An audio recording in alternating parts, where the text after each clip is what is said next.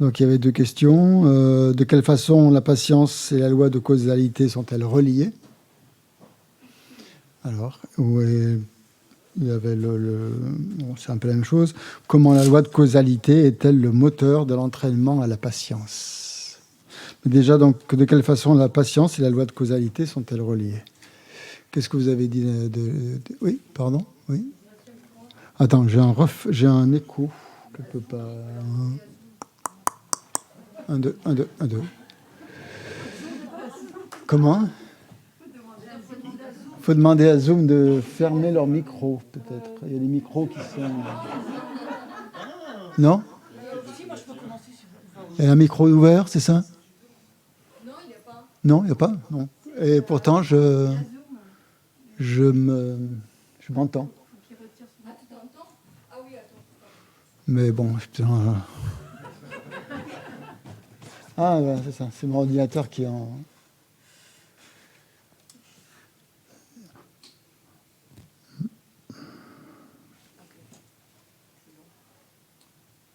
Ok. Bien. Qu'est-ce qui commence? Qui est-ce qui ouvre le bal? Allez, Jordan.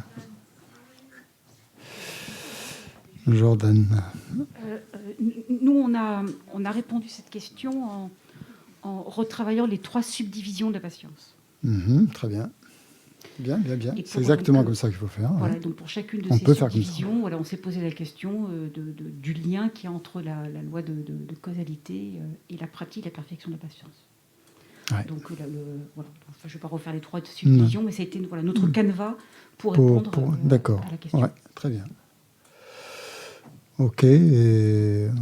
Donc là, vous avez trouvé plein d'exemples où la patience était reliée à la loi de causalité.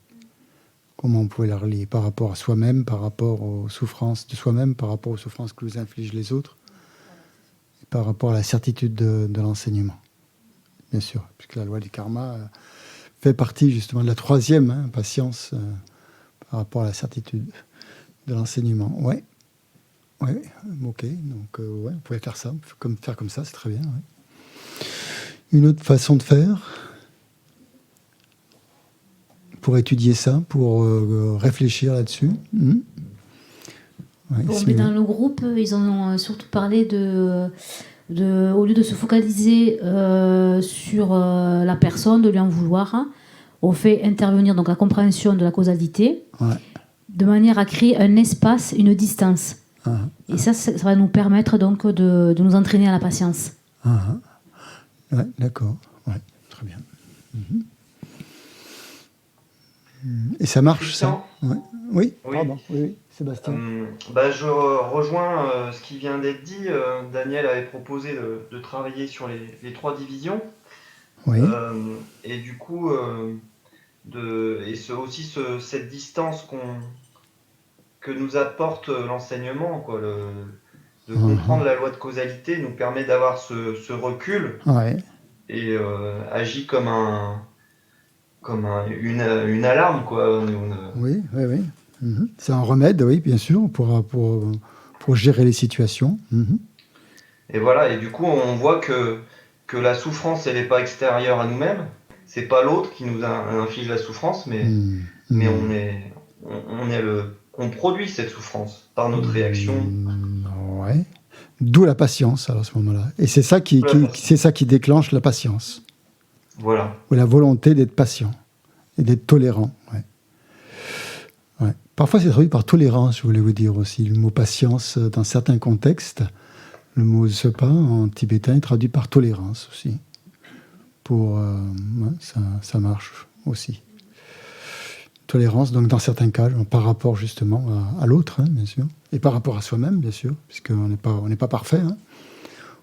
Et donc là, la loi de causalité intervient justement en nous montrant bien, en nous ramenant à nos défauts, à nos imperfections, que nous ne sommes pas, contrairement à ce qu'on peut penser comme ça habituellement, on est loin d'être parfait. Et donc chaque fois qu'on rencontre des difficultés ou des problèmes, ça nous renvoie un peu cette image de qu'on a créé des karmas antérieurs dans nos vies antérieures.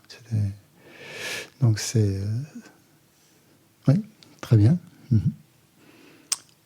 Ouais.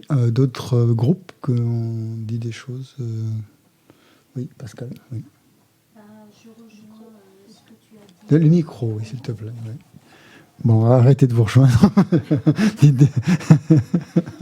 Non, je plaisante, excuse-moi. Oui, dans notre groupe, dis des choses, oui.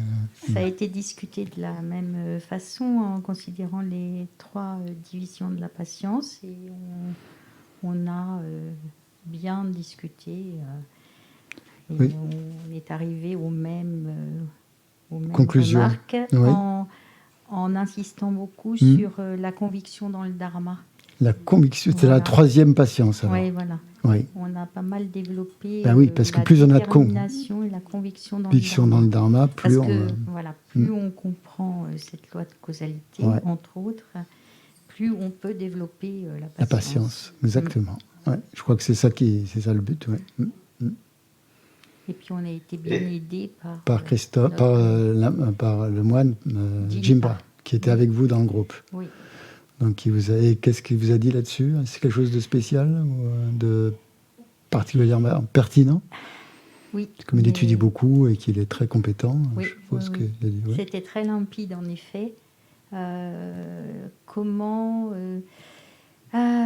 avoir une grande confiance dans le dharma ? Comment réussir à avoir cette confiance, à la garder et à ne pas se décourager et à ne surtout jamais abandonner le dharma ? Et donc là, c'est la loi de causalité qui permet ça ? La loi de causalité, ça en fait partie. D'accord. Ça en fait partie puisque on produit les causes de tout ce qui nous arrive. Donc si on a compris cette loi de causalité, on devrait faire en sorte d'éviter... de se faire souffrir. Voilà, c'est ça. D'accord. Ouais. D'autres choses ? Oui, pardon. Christian ? Oui, Sébastien, oui. Pour rebondir sur ce qui vient d'être dit, on a évoqué les étapes de la voie. Le temps de méditer le lamrim nous permet, dans le cas-là, de mieux comprendre la souffrance. Exactement, oui. D'accord, oui. De mieux comprendre la souffrance en méditant sur le fait d'avoir médité sur le lamrim, c'est ça ? Oui, de voir toutes les étapes de la voie, comme l'a dit Geshe-la ce matin. Il faut y aller par étapes. Et plus on a de bases, oui, tout à fait. Plus on a les bases là-dessus, plus finalement ça va être facile finalement de gérer les situations un peu difficiles avec patience, quoi. Oui. Ah oui, le lamrim est un outil fantastique pour ça. Pour nous occidentaux et peut-être pour d'autres, mais pour nous en tout cas, qui sommes vraiment sujets aux émotions perturbatrices qui se déclenchent comme ça, le lamrim c'est la clé, nous donne la clé de beaucoup de situations. Ouais. D'accord. D'autres groupes, non ? Oui, c'est là, oui. Ah, mais tu veux bien redire ce que tu nous avais dit pendant la réunion ? Parce que j'ai trouvé ça très juste. Peut-être, tant mieux, oui. Mais donc Yasmina, pendant la réunion des facilitateurs, a émis donc a vu ce point qui je trouve très intéressant. Ouais, je vais essayer de me rappeler déjà de celle de la réunion des modérateurs.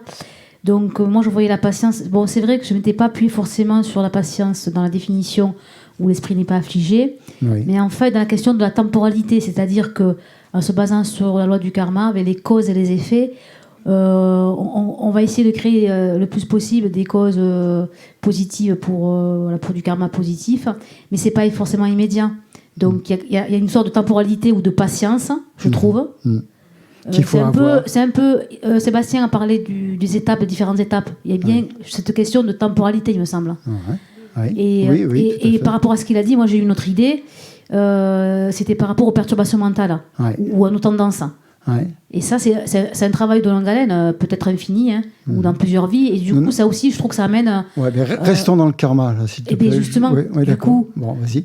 Oui, justement, si on essaie de travailler sur nos perturbations, ça va pas se faire immédiatement. Enfin, les résultats ne vont pas se... D'accord, ok. Très bien. On n'aura pas les effets tout de suite. Voilà, même...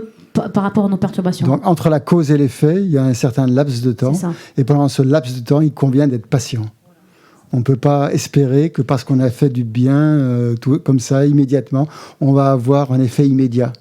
Hein, et donc, là, je trouve ça très juste. Et donc, c'est penser justement à cette temporalité, comme tu dis, entre le moment de l'effet et le moment de la cause. Et on ne peut pas avoir l'effet au moment de la cause. Sinon... Oui, ouais. Vous êtes d'accord comme ça d'utiliser cette temporalité. Hein, il y a peut-être des philosophies qui disent qu'on a l'effet au moment de la cause, mais pas chez nous, parce qu'on ne mangerait pas souvent.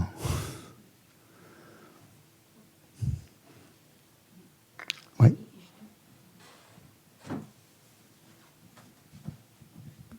Et quand nous avons abordé quand nous avons abordé ce point-là dans le groupe, on se disait que, d'autant plus dans l'époque dans laquelle on vit, où tout va très vite, oui. où il faut aller vite. Où il faut penser vite, réagir vite. Il faut tout faire vite. Et effectivement, le dharma nous amène justement de faire exactement l'inverse. De prendre le temps. Très bien. Voilà, très bien. Cultiver ça, l'effort. C'est côté pratique. Très bien. Très, très bien. C'est un des effets justement bénéfiques du dharma, c'est de nous faire ralentir un petit peu. Et donc la patience et la loi de causalité vont bien ensemble de ce point de vue-là. Oui. La loi de causalité, justement, nous force, elle n'agit pas immédiatement, donc d'où patience, d'où la nécessité d'être patient. On n'aura pas les effets immédiats, par exemple, de toutes les pratiques qu'on est en train de faire actuellement. On sait très bien qu'on n'aura pas forcément les effets immédiats, mais qu'on les aura dans des vies futures. Et donc, se montrer patient par rapport à ça, bien sûr. Et ça fait partie aussi de la persévérance. Hein. Ouais. Avec la patience, effectivement, on n'a pas les effets de suite. Oui. Mais avec la colère, tu peux avoir les effets de suite, même que physiquement, ça t'entraîne un tel malaise que tu les as de suite, les effets de la colère. Très bien. Donc la colère, on a les effets, on a certains effets visibles, on va dire immédiatement, et il y a les effets invisibles que l'on n'a pas tout de suite, mais qu'on va avoir plus tard. Donc il y a les deux. Hein. Et avec la patience, c'est la même chose finalement. Il y a des effets visibles aussi, et des effets à long terme. Hein. Mais il y a des effets immédiats. Complètement. Hein. On est bien d'accord. Hein. Ouais. Oui, très bien. Bon. On va passer à la deuxième. On dit que c'est vu. Et, patience et compassion sont-elles incompatibles dans la mesure où un aspect de la compassion perçoit la souffrance comme insupportable, alors que la patience consiste à ne pas être affecté. Donc, je pense que vous avez bien vu la contradiction ou l'incompatibilité entre deux états mentaux. Hein. L'un ne supporte pas la souffrance et l'autre, justement, doit supporter la souffrance. Hein, donc, comment on se débrouille avec ça ? Puisqu'il n'est pas possible d'avoir deux facteurs mentaux en même temps dans l'esprit, d'accord ? Si on est patient, eh bien, soit c'est supportable, soit c'est insupportable. La patience, c'est supporter sans être affecté. Et apparemment, cet aspect de la compassion consiste à être affecté par les souffrances des êtres. Si on n'était pas du tout affecté, ça ne veut pas dire être attristé, tomber dans la déprime, hein, bien sûr. Mais bien sûr qu'il faut que les souffrances des êtres nous affectent. De la même manière que nos souffrances à nous affectent. On commence d'ailleurs à méditer sur la compassion en pensant à nos propres souffrances, parce qu'on en est affecté. Et donc, on étend ça, après, à l'immensité des êtres, qui eux aussi endurent toutes sortes de souffrances. Mais il y a une part d'affect. Hein, là. On est impacté par cette souffrance. Donc, comment ? Dans un cas, il ne faut pas être affecté. Hein, c'est ça la perfection de la patience. Ne pas être affecté par les difficultés qu'on rencontre. Et la compassion, l'aspect de la compassion qui consiste à être un peu, enfin plus ou moins affecté. Plus on sera affecté, plus on aura envie d'agir. Donc comment est-ce qu'on fait pour allier les deux ? Voilà, c'était ça en fait la question. Comment on peut... Est-ce que c'est complètement incompatible ou est-ce que ça l'est pas ? C'est sûr ? Oui. Oui, c'est Xavier, oui. Pas complètement incompatible. Oui. Pourquoi? Parce que j'ai eu un cas concret où j'ai un ami qui a perdu son fils, mon meilleur ami. Et comme j'étais son meilleur ami, j'étais à l'église lire et puis faire plein de choses, enfin ce qu'on fait lors d'enterrement. Il a fallu que je surpasse ma souffrance et ma compassion avec de la patience. Parce qu'autrement, on ne tient pas. Exactement, très bien. Ouais. Donc la patience amène justement un plus, hein, à un effet positif par rapport à ce qu'on peut être, le fait de se sentir affecté par les souffrances des autres. Et donc la patience va permettre justement un peu de supporter de cette détresse. Hein. Mais c'est une véritable détresse, oui. Et donc, dans le cas de toi, tu ressentais de la compassion pour cet ami, et en même temps... Oui, j'avais de la compassion, bien sûr, mais c'était plus que de la compassion, parce que c'était le meilleur ami de ma fille aussi. Et pour ne pas sombrer dans un mélodrame, il faut quand même travailler sur soi avec la compassion, justement, et la patience. Et essayer de jongler avec les deux pour, quand on lit des textes là-dessus, ne pas pleurer. Tu dis en fait que compassion et patience vont très bien ensemble, alors du coup. Dans ce cas-là, oui. Dans ce cas-là, oui, parce qu'autrement, comme c'est quelqu'un que je connaissais vraiment très très bien, s'il n'y avait pas eu de patience, je serais parti en pleurant, quoi. Alors, est-ce qu'on peut dire que la patience fait partie de la compassion? Est un élément qui entre dans la compassion? Dans ce cas-là, je pense. Peut-être que je me trompe. Ou il y a quelque chose je parle en termes général. Je parle pas... En termes général. Qu'est-ce que vous en pensez? Je ne sais plus ce qu'on a répondu. Être patient, c'est avoir de la compassion pour soi-même. Voilà. Oui, bien sûr. Donc là, il y a la patience, en fait. Quand vous dites avoir de la compassion pour soi-même, il y a une certaine dose de patience quand on dit ça, non?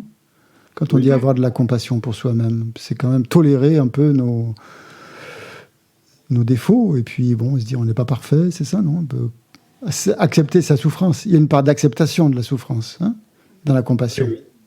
Oui, c'est ça qu'on a répondu. Hein. Oui, d'accord. Enfin l'idée aussi que si on a de la patience, on ne se rajoute pas ni à nous ni à l'autre, on ne rajoute pas de la souffrance. Exactement. Voilà. Et justement, et la compassion, c'est pas se rajouter de la souffrance, en fait. Non, bien sûr. Non. C'est ressentir, c'est quand même ressentir la souffrance de l'autre, mais sans sombrer sans se laisser embarquer, quoi. Et là, la patience intervient comme quoi, alors à ce moment-là, pour pas se laisser embarquer. Elle pondère, la patience, elle va pondérer cette compassion qui aurait tendance à s'apitoyer sur soi ou sur l'autre. Elle va... Elle va donner un petit... un peu de mesure. Elle va pondérer ce sentiment de souffrance. Un peu de recul par rapport à la situation.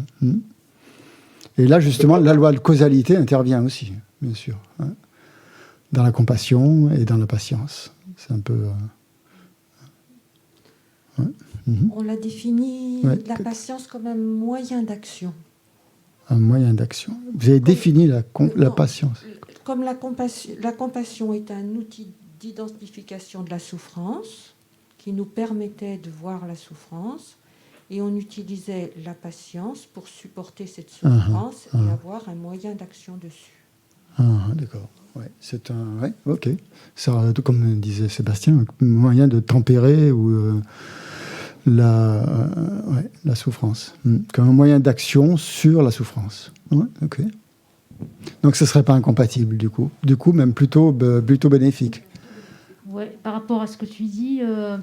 Effectivement, on a retrouvé aussi un petit peu la même idée, c'est-à-dire que la patience, étant donné qu'il y a cette distance et cet espace, du coup, il y a une possibilité d'action, d'aide, mais ce n'est pas forcément une aide matérielle, ça peut être par la pensée, ça peut être faire une pratique, enfin faire une écoute. Donc du coup, c'est cette prise de recul, cet espace-là qui permet justement d'agir. On n'a pas la tête dans le guidon. Ok, ouais.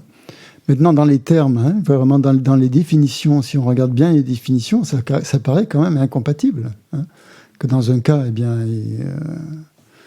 on n'est pas affecté, et puis dans l'autre, on l'est. C'est l'un après l'autre. Ouais, d'accord. L'un après l'autre, oui. C'est-à-dire d'abord la compassion et après la patience. Mais pas en même temps. Donc il peut y avoir dans la compassion un élément de révolte un peu, Pascal.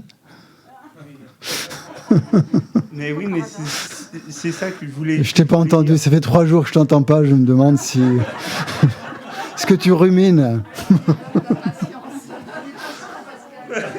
T'es patient, Pascal, ouais, franchement. Non mais...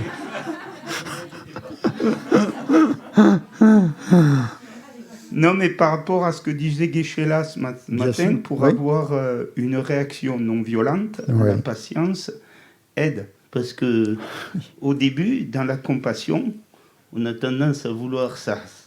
Il y a des choses qui font vraiment monter. Et d'avoir de la patience, après, on peut élaborer une réaction qui est non violente. Donc c'est la sagesse, en fait. Là. Il y a un élément de sagesse dans la patience. Alors que dans la compassion, il y a plutôt un élément émotionnel. C'est ce que tu es en train de dire. Oui, c'est ça que je veux dire. D'accord. Ouais. Après, le affecté, c'est pas exactement le même sens quand même pour moi. Hein. Je veux dire, la compassion, être affecté, c'est on voit la souffrance et on n'est pas obligé de rentrer dans les émotions. Ah bah non, c'est pas une émotion négative. On ne voit pas d'ailleurs, mais voilà. La compassion n'est pas une émotion négative, hein, bien sûr. Est-ce que c'est dans tout ce qui va à côté, quoi. Est-ce que c'est une émotion, la compassion? Alors c'est un facteur mental, on va dire. C'est un facteur mental. Hein. Mais en tout cas, c'est certainement pas perturbateur. C'est comment? C'est la vraie compassion. C'est pas une perturbation mentale, non. Ouais. Après, c'est un facteur mental. C'est un moteur pour agir. Mais dans le sens d'affecter, je vais vouloir agir. Mais c'est pas dans le genre, je vais vouloir partir, faire moins. Même si on peut avoir moins quand même. Même si on peut quoi, pardon? Même si on peut avoir moins, enfin être triste. Être triste, il faut pas rentrer dans la tristesse, justement. C'est une des choses qu'on doit montrer. Mais affecter, c'est être touché. Enfin, c'est être touché au sens de ça me concerne. D'accord. Donc pour moi, c'est pas exactement le même affectif. Voilà. Oui, dans la prière qu'on lit le matin, je peux emprunter ton texte. Non, dans celui-là. Merci. Dans la prière qu'on lit... ah non, c'est Vajra Sattva, pardon. C'est les dédicaces que je... Excusez-moi, par contre. Je ne sais plus comment c'est dit. Quand on rentre dans la voie du Vajrayana, non, c'est pas dans les dédicaces, c'est dans la méthode. Finalement, on va y arriver. Merci. La méthode, je crois que c'est là. Quand on dit, il y a une phrase qui est assez forte, qui est.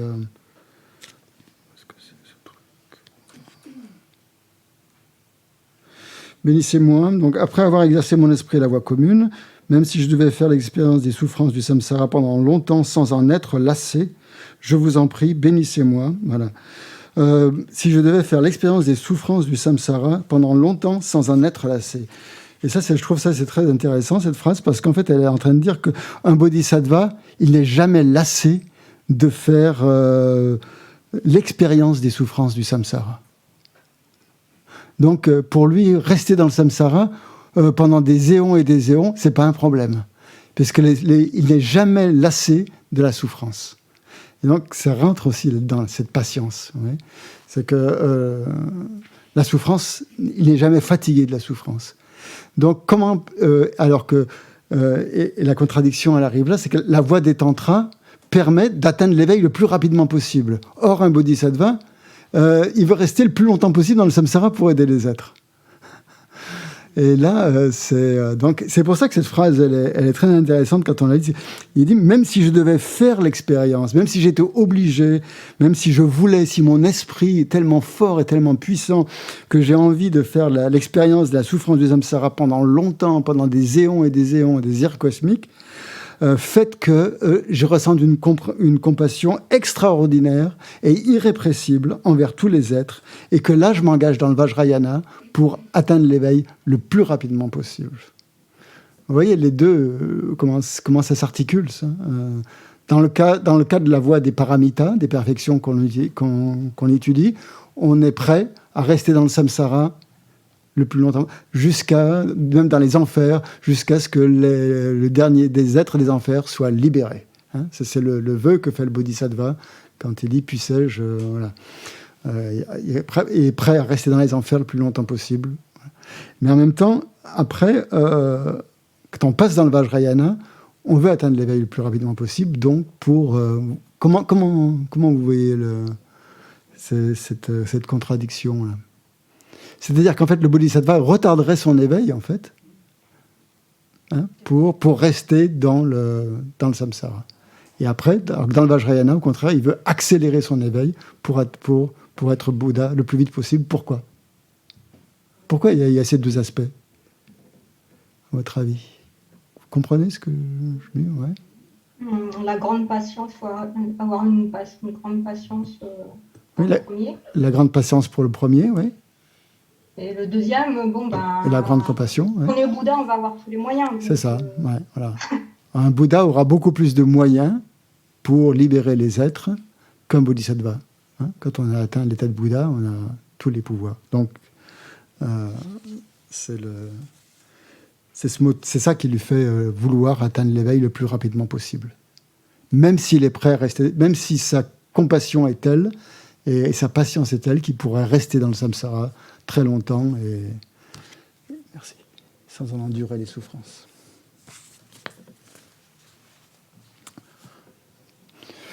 Oui, il y a autre chose par rapport à ça? Oui, pardon, oui, Yasmina,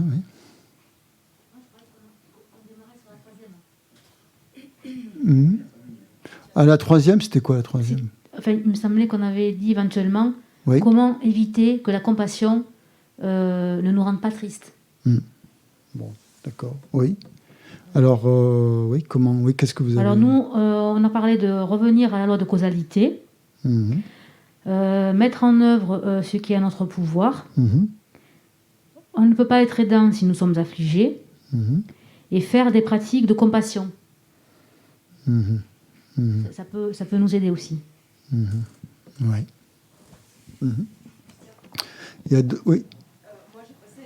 Non, il y a juste des questions, oui, c'est pour ça. C'était juste comme ça, si un groupe n'avait pas suffisamment, avait encore du temps et voulait parler d'autre chose. Mais c'était pas...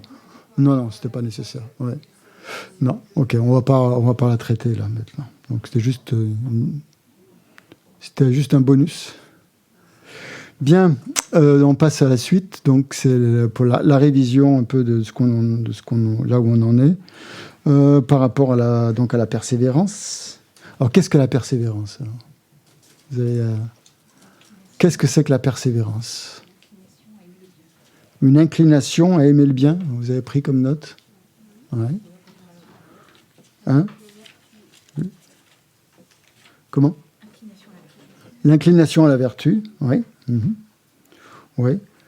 Ou la joie. Hein. Il y a un aspect de joie, hein, dans la persévérance. C'est pour ça qu'on appelle la persévérance enthousiaste. On est obligé de rajouter ce mot enthousiaste pour pas que le mot persévérance soit trop dur, hein, que ça soit que de l'effort.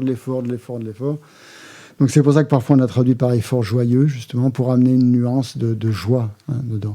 Et c'est pas que de l'enthousiasme, hein, parce que c'est un peu faible, l'enthousiasme, s'il y a que de l'enthousiasme, hein, parce que l'enthousiasme ne dure pas, en fait. C'est quelque chose qui est très instable et qui fluctue. Et tandis que dans la persévérance, justement, il n'y a pas cet élément. C'est quelque chose de très stable, qui ne fluctue pas et qui s'accroît, en fait, hein, constamment.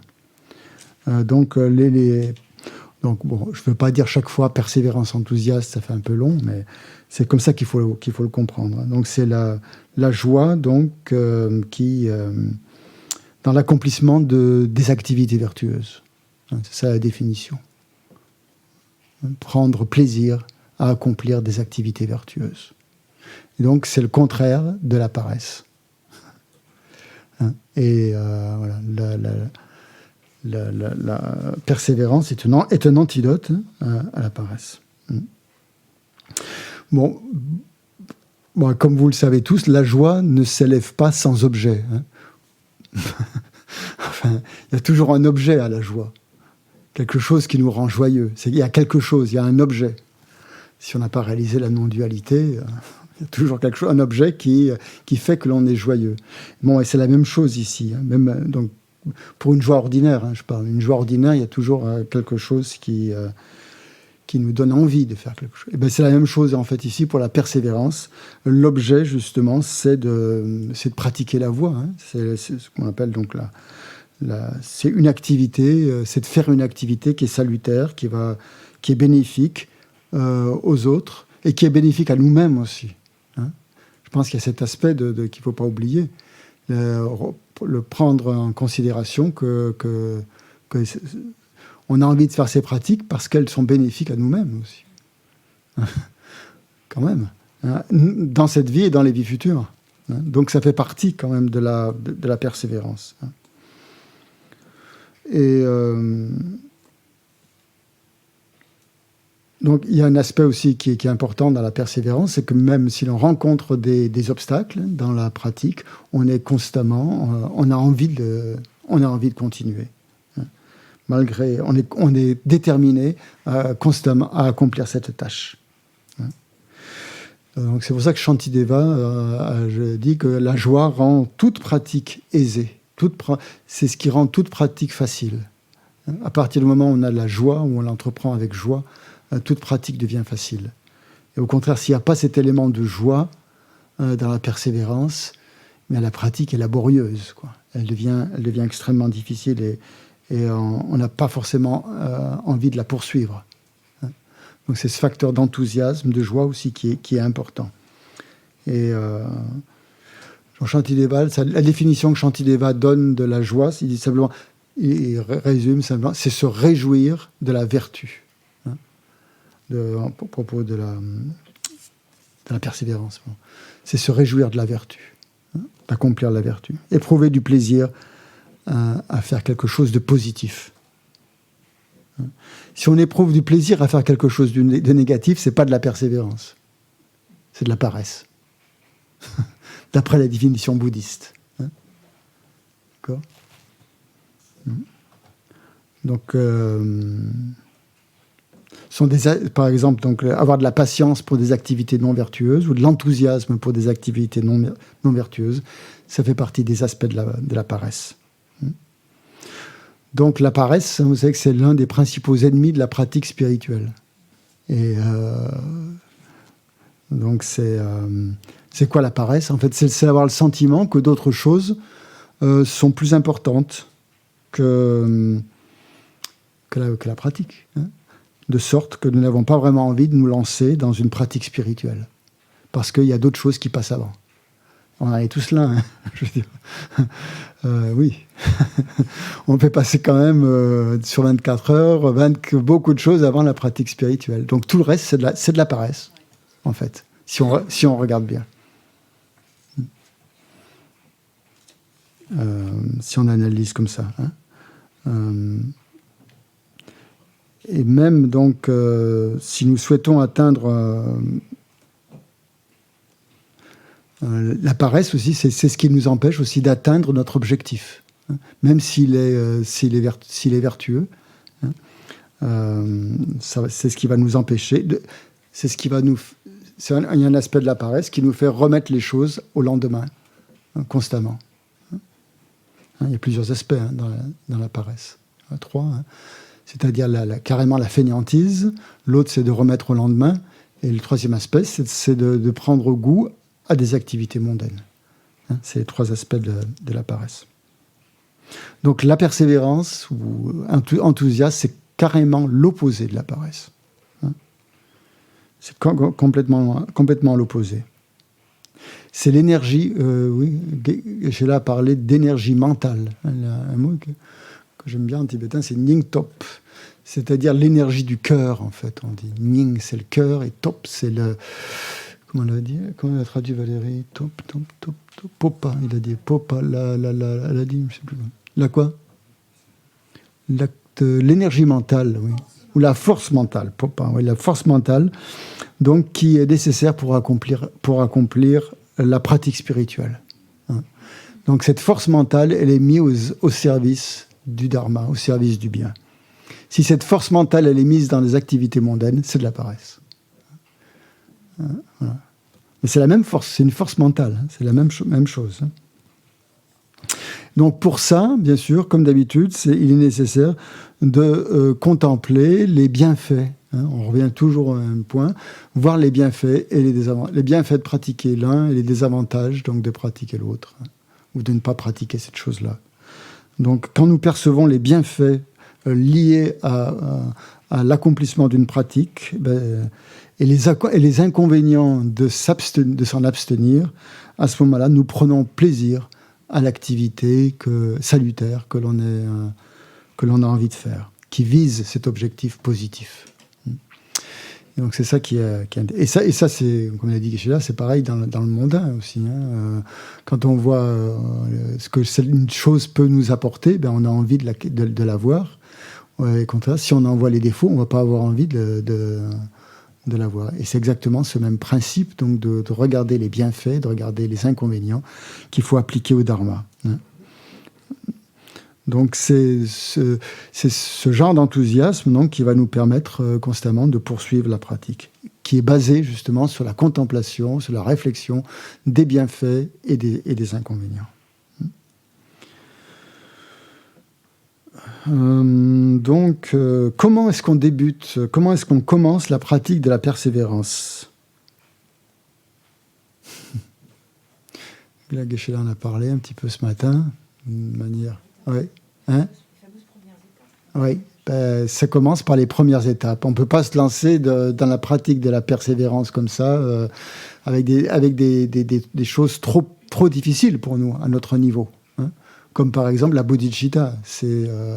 Pour un bodhisattva, c'est vrai, ça marche parce qu'il a déjà pratiqué toutes les voies antérieures. Il a toutes les étapes préliminaires.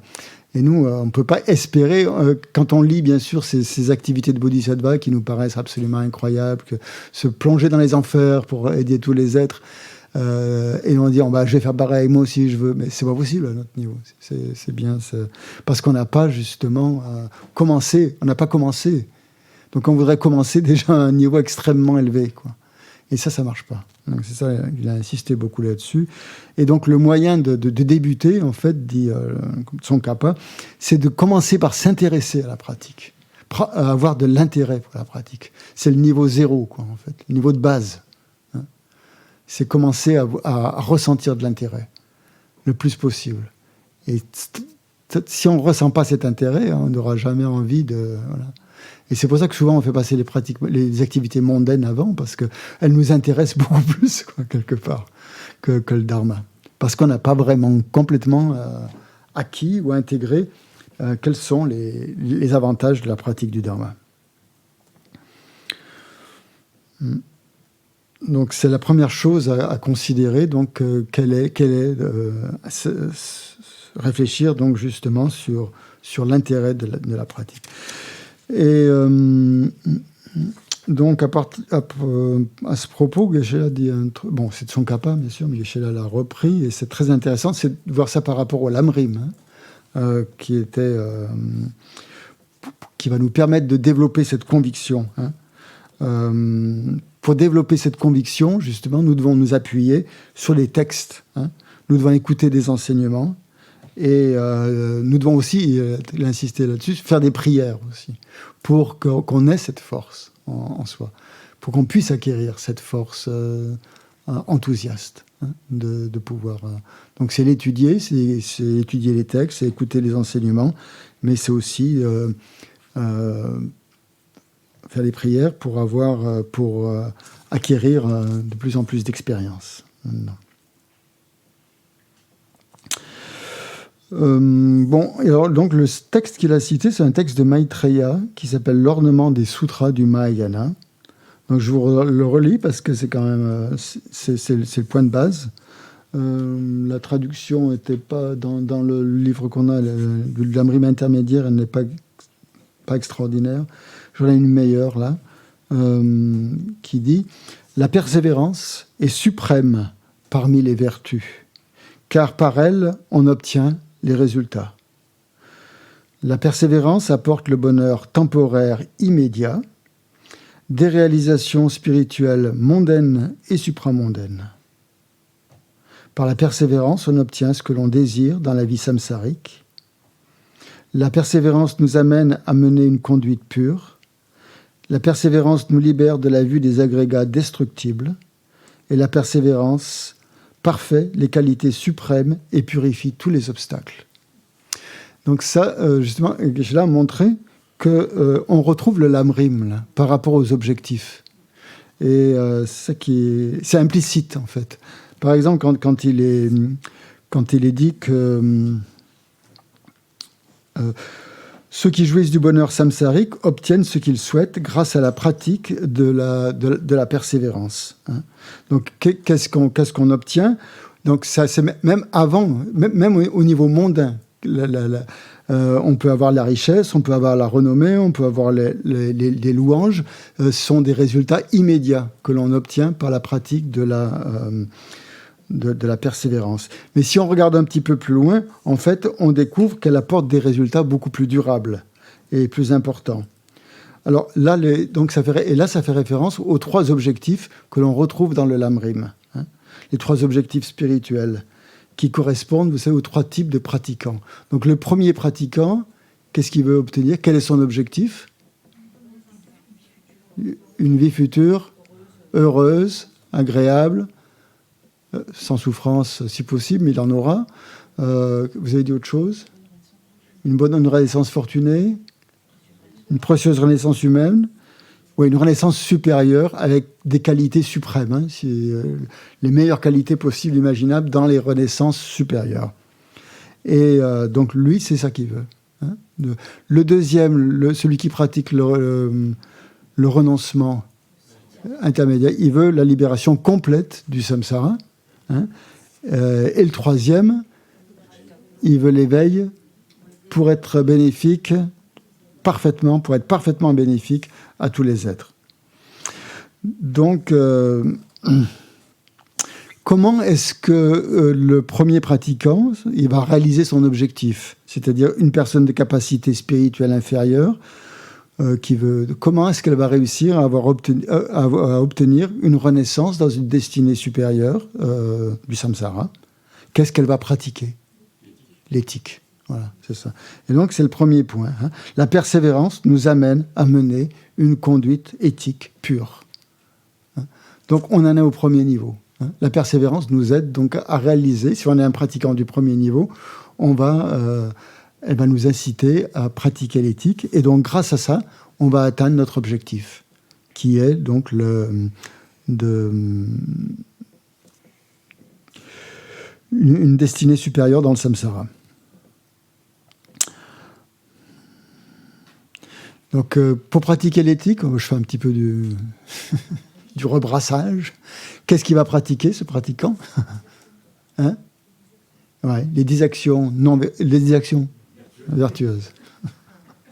Il va s'entraîner aux 10 actions vertueuses et à s'abstenir des 10 actions non vertueuses.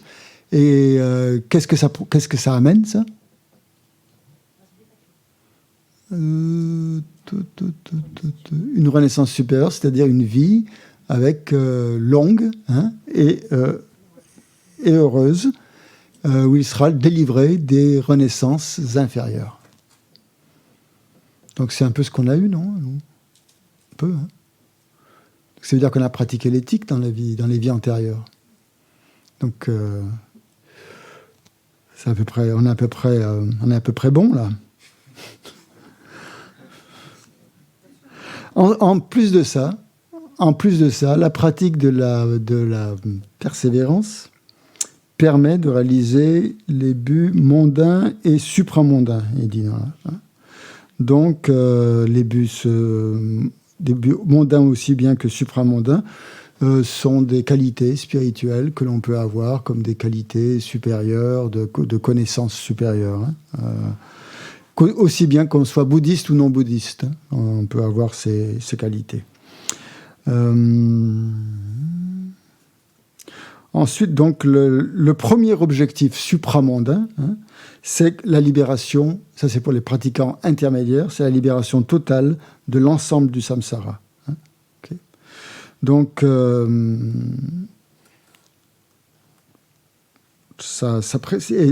donc c'est ce qui est dit ensuite, la persévérance nous libère de la vue des agrégats destructibles. Vous vous souvenez ce que c'est les agrégats destructibles? La vue des agrégats destructibles, hein, c'est la saisie du soi de la personne. Hein. C'est-à-dire qu'on considère que les agrégats, en fait, sont le moi. En fait, hein. Le moi et le mien hein, sont un et indépendants. Ils ont une existence inhérente. Oui, d'accord. Ouais, oui, c'est ça. Et indépendant, oui, d'accord, tout à fait. Donc, ce pratiquant va essayer pour atteindre son but, hein, qui est de se libérer du samsara, il faut qu'il réalise le non-soi hein, de la personne, hein, qui se libère donc de la vue des agrégats destructibles. Donc, qu'est-ce que c'est qui nous enchaîne au samsara? L'ignorance, ouais, la saisie du jeu, qui crée le karma, voilà, les perturbations mentales et le karma, tout à fait. La cause du karma, ce sont les perturbations mentales. Hein, d'accord, c'est ça qui permet de... Ok, c'est la cause racine. Et la cause racine des perturbations mentales, la racine des perturbations, c'est l'ignorance. L'ignorance ou la vue de l'ensemble destructible. Donc, la vue des agrégats destructibles. On parle de l'ensemble destructible parce que l'ensemble, ici, ça fait référence aux agrégats. Donc, parce que cette vue, elle prend comme objet donc le groupe, hein, on appelle un ensemble, ou l'ensemble des 5 agrégats, elle le prend pour objet. Elle pense que c'est une unité hein, indépendante, comme dit Jordan, et singulière. Hein, sur laquelle on met un jeu. C'est ce qu'on fait. Hein. On met un jeu sur l'ensemble des agrégats. Hein. Alors que c'est un ensemble en fait, qui est constitué de nombreux éléments qui changent d'instant en instant. Hein. Mais nous percevons cet ensemble qui change d'instant en instant, cet ensemble transitoire ou destructible, comme il a dit, on le voit comme une chose désirable, hein, on voit comme une chose ultime, et on le voit comme une chose réelle. Hein. Donc c'est ça la vue. Donc pour réaliser cet objectif de se libérer du samsara, il faut s'affranchir de la vue il faut éliminer cette vue d'une collection, d'un ensemble transitoire ou destructible. Qui nous donne l'impression, pour ça qu'on a l'impression qu'on va vivre éternellement. Parce que c'est à cause de cette saisie de l'ensemble destructible, des agrégats. Donc en fait, tous nos efforts en fait, qu'on fait sont fondés complètement sur l'ignorance. Et lorsque nous comprenons que le soi, en fait, il est vide de toute existence propre, ultime, on élimine cette vue de l'ego, cette vue égotiste. Donc quand cette compréhension fausse, elle est éliminée, qu'est-ce qui se passe? Et bien à ce moment-là, toutes les autres perturbations mentales sont éliminées. Okay. Et il n'y a plus de création de karma impur. Donc qu'est-ce qui va nous amener à ça? C'est la persévérance, hein, qui va nous porter tout au long de ce chemin de capacité intermédiaire jusqu'à l'émancipation complète du samsara. Donc, vous voyez, ça montre, cette citation de Maitreya nous montre qu'à chaque voie, hein, pour atteindre chaque objectif, il nous faut la persévérance. Il nous faut la persévérance pour l'éthique, pour pratiquer l'éthique et se libérer des renaissances inférieures. Et il nous faut la persévérance pour éliminer la saisie de l'ego, la saisie égotique. La vue des agrégats destructibles. Ensuite, donc troisième niveau, je termine. Le troisième niveau, c'est pour les personnes de capacité spirituelle supérieure, hein, que sont les bodhisattvas, en fait. Et donc, leur objectif se situe au-delà de leur propre émancipation, de leur propre libération, okay, puisqu'ils souhaitent avant tout conduire tous les êtres à l'éveil du parfait, de la bouddhéité. Donc, pour y parvenir, ils doivent eux-mêmes devenir des Bouddhas. Okay. Et pour devenir un Bouddha, ça requiert, bien sûr, une grande persévérance. Donc, les 3 types d'êtres du Lamrim que l'on trouve ont besoin de cette persévérance pour avancer. C'est pour ça que Maitreya dit « La persévérance nous amène à mener une conduite pure, la persévérance nous libère de la vue des agrégats destructibles, et la persévérance parfait les qualités suprêmes et purifie tous les obstacles. » Donc là, on a les 3, résumé, on a les trois voies, hein, des 3 types de pratiquants. Voilà, c'est ça sur lequel Geshe-la a insisté un petit peu ce matin.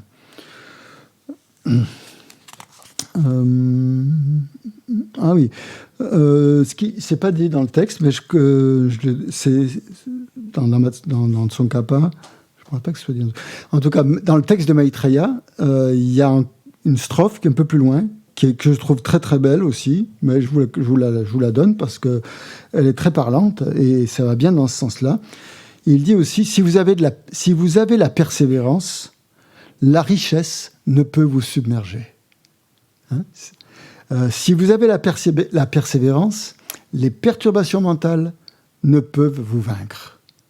Si vous avez la persévérance, le découragement ne vous submergera pas. Si vous avez la persévérance, les accomplissements ne vous vaincront pas. Et là, on retrouve encore les différents niveaux de pratiquants. Ouais. Le premier vers de cette stance, il fait référence au niveau le plus élémentaire qu'on peut avoir. Si vous avez la persévérance, la richesse ne peut pas vous submerger. Vous êtes persévérant et vous ne vous arrêtez pas à des richesses mondaines qui sont complètement éphémères. Donc ça, c'est le niveau le plus élémentaire qui nous permet de dépasser en fait l'esprit d'un être ordinaire qui est attaché à ses richesses, okay, qui a un désir de richesse. Donc, si vous avez la persévérance, vous n'allez pas vous arrêter à ces richesses-là. Vous n'allez pas. Ces richesses ne vont pas constituer un obstacle, parce que ça constitue un obstacle. Hein. Si on persévère que pour obtenir des richesses, eh bien, on ne persévère pas pour pratiquer le dharma.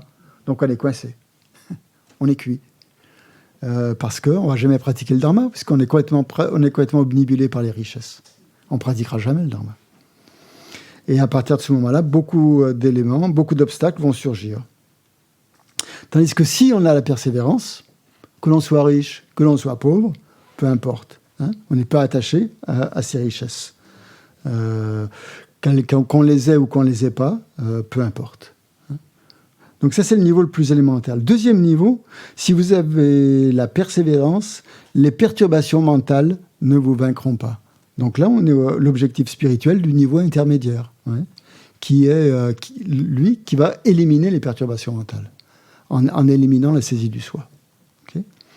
Donc, le second vers fait référence donc, à ce niveau intermédiaire, la libération du samsara. Parce que pour nous libérer du samsara, il faut vaincre l'ennemi intérieur que sont les perturbations mentales, hein, c'est-à-dire le désir, la haine, la jalousie, et ainsi de suite. Et comment on va y arriver à vaincre ces perturbations mentales? Uniquement par la persévérance. Donc on est au deuxième niveau, ça marche aussi. Si vous avez la persévérance, le découragement ne vous submergera pas. Pourquoi il parle de découragement? C'est le découragement des bodhisattvas. On est au troisième niveau, là, au niveau supérieur, qui pourraient être découragés parce qu'ils essaient de faire le bien des êtres, mais il y a des difficultés qui se présentent. Les êtres ne sont pas vraiment enclins, ils n'ont pas envie de pratiquer, ils sont réticents. Donc, c'est le fait de ne jamais se décourager, même si on n'obtient pas immédiatement ce qu'on voudrait, que les êtres ne sont pas vraiment réceptifs au bien qu'on leur apporte. Donc, c'est uniquement c'est grâce à cette persévérance qui va vaincre, qui ne sera jamais submergé par le découragement, le bodhisattva. puisqu'il sera toujours poussé par son désir d'aider les autres, quelles que soient les réactions ou le manque de réaction que les autres ressentent. Il ne se dira jamais « c'est trop difficile, j'arrête, j'abandonne ». Voilà. Il ne sera jamais démoralisé. Un bodhisattva qui se démoralise, il perd sa bodhicitta. Hein, c'est fini. Donc c'est là où on a besoin justement de la persévérance. C'est là où le bodhisattva va avoir besoin de la persévérance. En plus de la patience. Hein. Vous voyez comment la persévérance... les perfections s'ajoutent les unes aux autres. Hein. La patience permet d'endurer les difficultés sans broncher, sans être affecté. Et la persévérance amène la joie en plus. Hein. En plus de ça, non seulement on n'est pas affecté, mais en plus il y a de la joie à vouloir continuer. Et il y a une absence totale de découragement.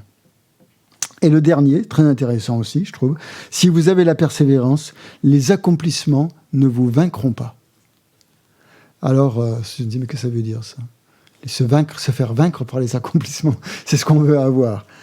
Ben, en fait, ça fait référence justement à l'atteinte des niveaux spirituels les plus élevés. On pourrait s'arrêter à certains niveaux en étant content. Oh, j'ai réalisé Shiné, super. Je reste dans le calme mental, parfait. Je ne vais pas aller plus loin. Je suis super heureux. Pourquoi je continuerai à aller plus loin ? Nos accomplissements spirituels peuvent être un obstacle à un moment donné et nous empêcher d'aller plus loin. Si on n'est pas suffisamment motivé par la bodhicitta, c'est pour ça que quand, par exemple, ici, dans le cadre de Geshe-Hoden, fait toujours pratiquer le Shiné avec une motivation de bodhicitta. Si on pratique Shiné, le calme mental, sans la motivation de bodhicitta, ben, on reste dans le samsara. On reste dans le samsara. Et c'est un gros piège. Parce que c'est génial hein, de réaliser le calme mental. Enfin, je suppose, j'en sais rien, je ne l'ai pas réalisé. Mais d'atteindre un état de calme mental, ça doit être extrêmement tentant de rester dans cet état. Si on n'est pas un bodhisattva, si on n'a pas cultivé bodhicitta comme motivation. Vous avez une souplesse physique, une souplesse mentale, vous êtes complètement... il n'y a plus de... où les perturbations mentales ne sont pas éliminées, mais elles sont complètement endormies, c'est vrai que vous ne les voyez pas. Vous pensez que vous êtes complètement libéré, que vous avez atteint un accomplissement suprême, et vous vous endormez complètement dans cet état-là, tout en étant extrêmement joyeux, je ne sais pas, mais en tout cas très calme, et avec une parfaite aisance physique et mentale. Donc à ce moment-là, voilà, vous restez. Les accomplissements deviennent un obstacle. Si on a la persévérance, on ne va pas s'arrêter à ces accomplissements-là. On va continuer à les... on va persévérer. Et voilà. Donc, la citation, c'est Maitreya dans l'ornement des sutras du Mahayana. L'ornement des sutras du Mahayana de Maitreya. Il y a aussi le compendium des perfections qui a été cité ce matin. Où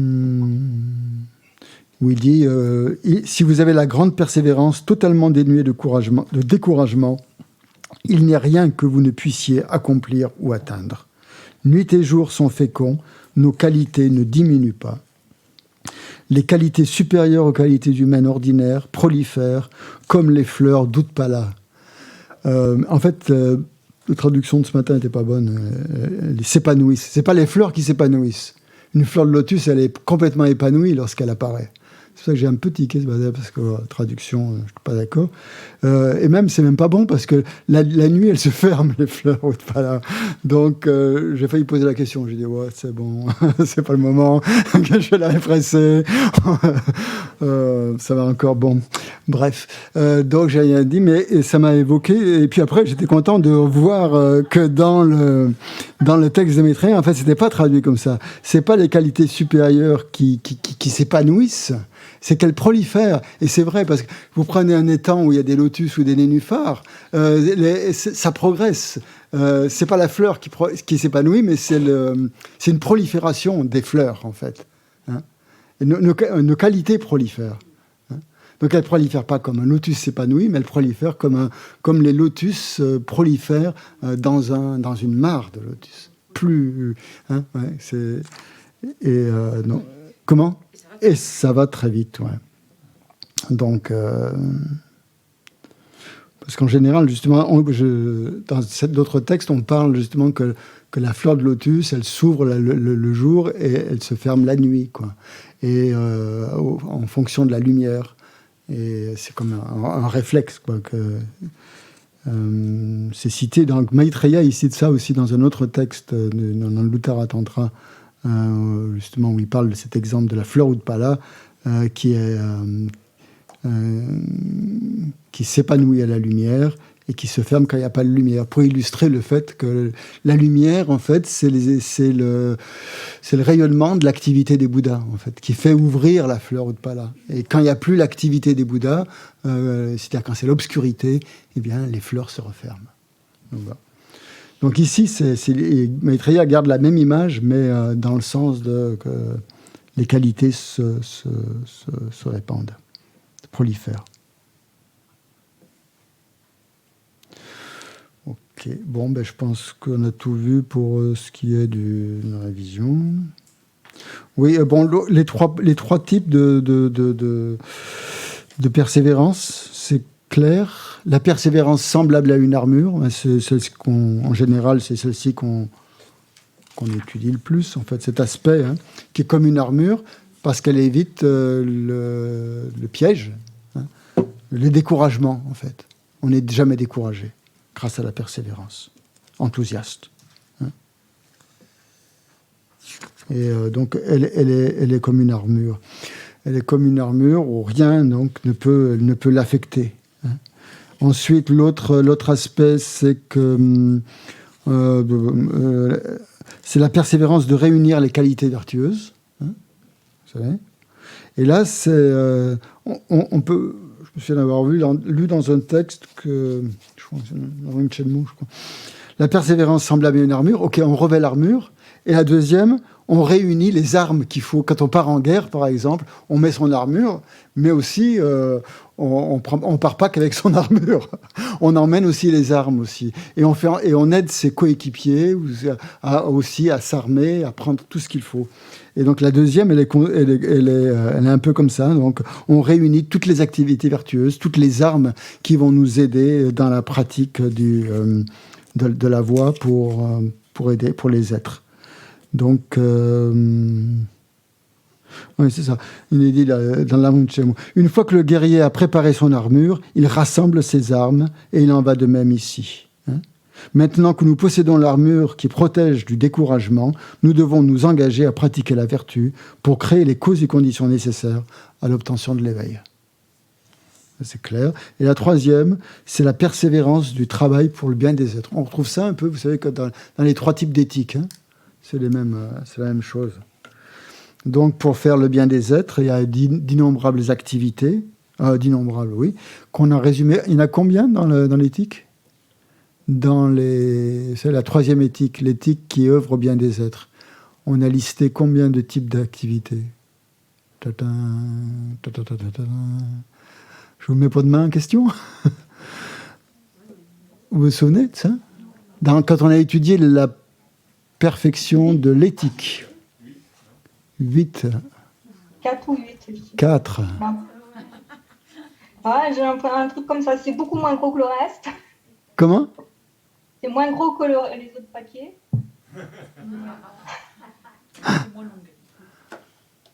8, 4. Qui dit mieux ? Ou moins ?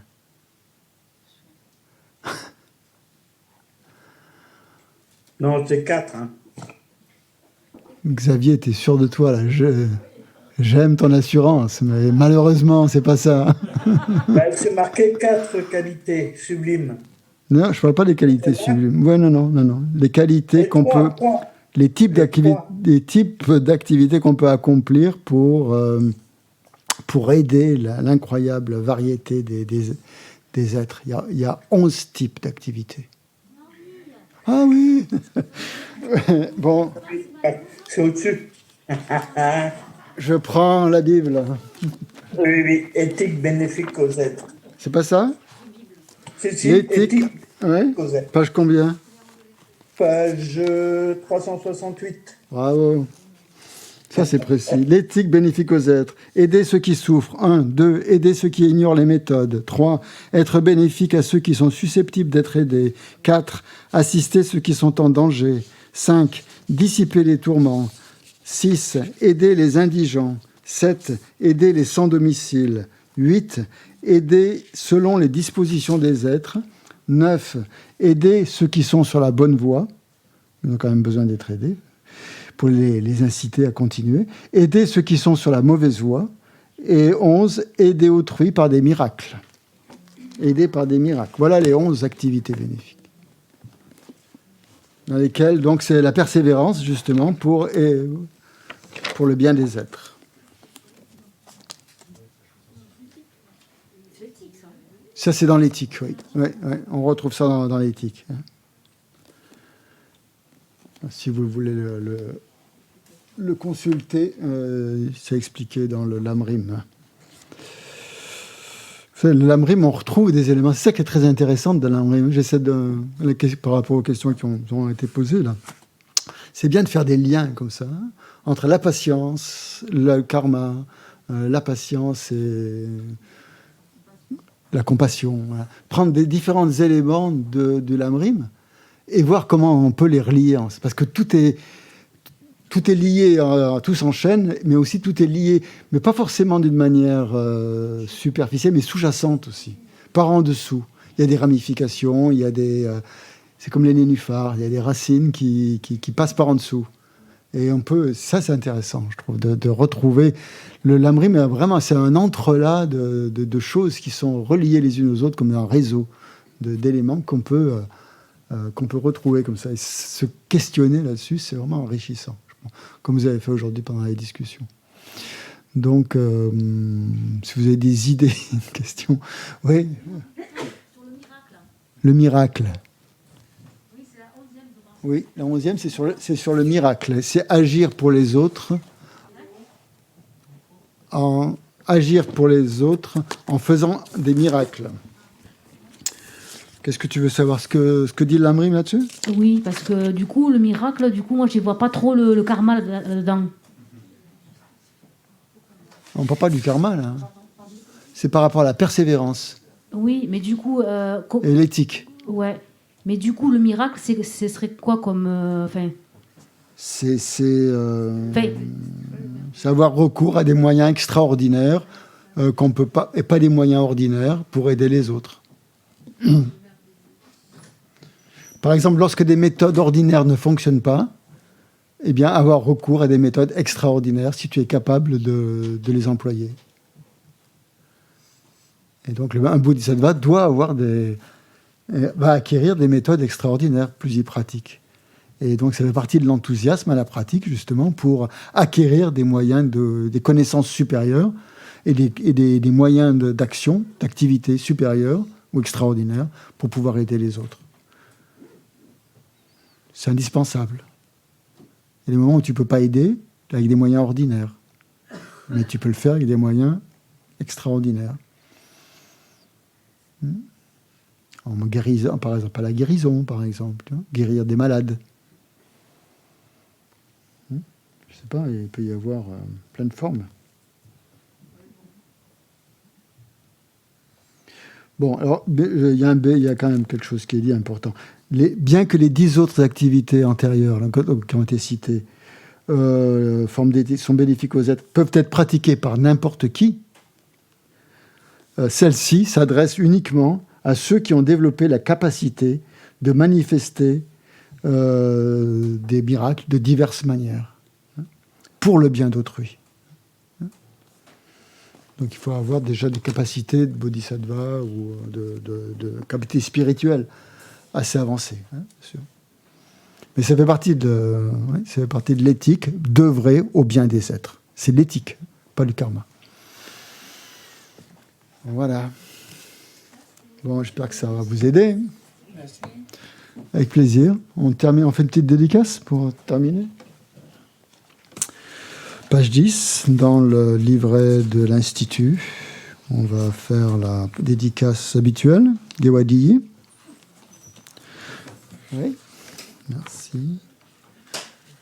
Gewadiyi.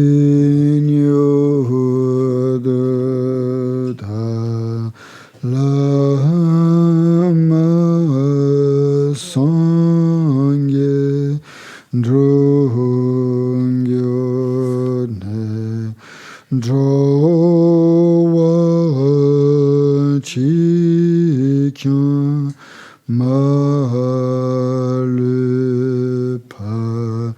Teyi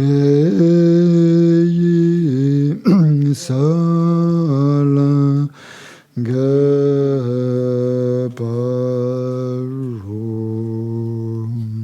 Puisse le précieux esprit d'éveil suprême naître là où il n'est pas né, ne pas dégénérer là où il est déjà né, mais s'accroître de plus en plus. Puisse la précieuse vue de la vacuité naître là où elle n'est pas née, ne pas dégénérer là où elle est déjà née, mais s'accroître de plus en plus. Donc ce soir, 20h30, on fait Vajrasattva, d'habitude. Ça va sur Zoom ? C'est pas... Bon, on préférerait que vous soyez parmi nous, mais vous faites quand même partie de notre groupe, hein, même si vous êtes à la distance nous sépare. Donc j'espère que vous quand même tout ça c'est profitable pour vous tous. Et n'hésitez pas à intervenir. Hein. Parfois, j'oublie de penser à vous, mais manifestez-vous. Voilà. En tout cas, merci d'être là, de participer à ces enseignements, à cette retraite intensive. Voilà. Ciao. Tout à l'heure. Vous avez le lien, je pense. C'est le même lien. Hein. Oui. C'est le même lien pour Vajrasattva ce soir. On a eu des demandes par rapport à ça. Hier soir, des gens n'ont pas réussi à se connecter parce qu'elles n'avaient pas le lien. Mais bon, c'est le même lien. Donc, de toute façon, il ne devrait pas y avoir de problème. Voilà. À ce soir ou à demain. Au revoir. Au revoir, Christian.